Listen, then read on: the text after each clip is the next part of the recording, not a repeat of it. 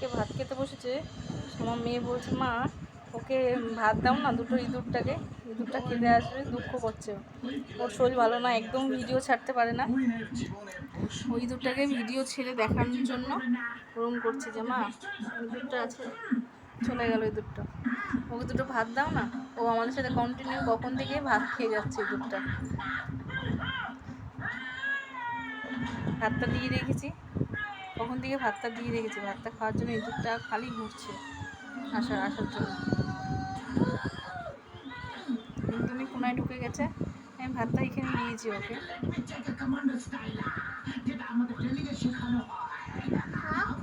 দেখে যাচ্ছে কিন্তু আসছে না। ওর শরীরটা একদমই ভালো না, ও একদমই ভিডিও করতে পারছে না, কতদিন হয়ে গেছে। আজকে দুপুরে ভাত খেতে বসে বলছে, মা ইঁদুরটাকে একটু ভাত দাও না, কখন থেকে ঘুরছে। তো ওই ইঁদুরটাকে সত্যি সত্যি ভাত দিলাম, দেখছি ইঁদুরটা এসে এসে ওর সাথে সাথে ভাত খাচ্ছে।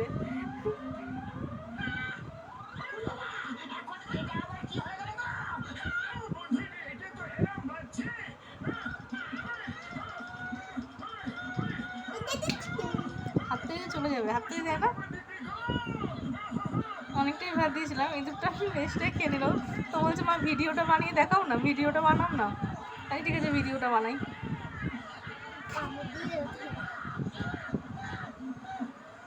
লাইটটা নিচে চলে যাচ্ছে, কিন্তু এসেও ভাত নিচ্ছে ঠিক।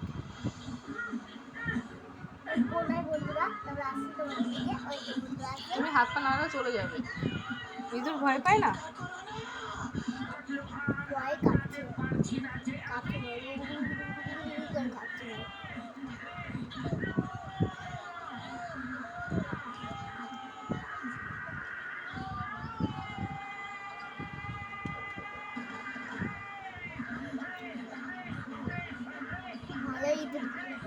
নড়তে না করছি তো।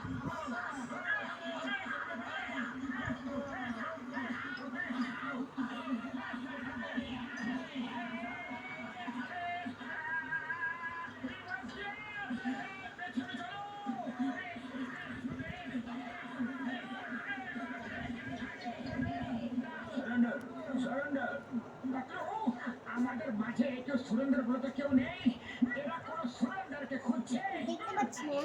এরা সারেন্ডার বলছে, মানে পালানো বন্ধ করো। খালি পেটে আমার মাথা একদম কাজ করে না, কিছু একটা করো, কিছু একটা করো। আমি এটা ক্লিক করে না তো এটা নড়ছিস কেন? হেমন্ত দাদা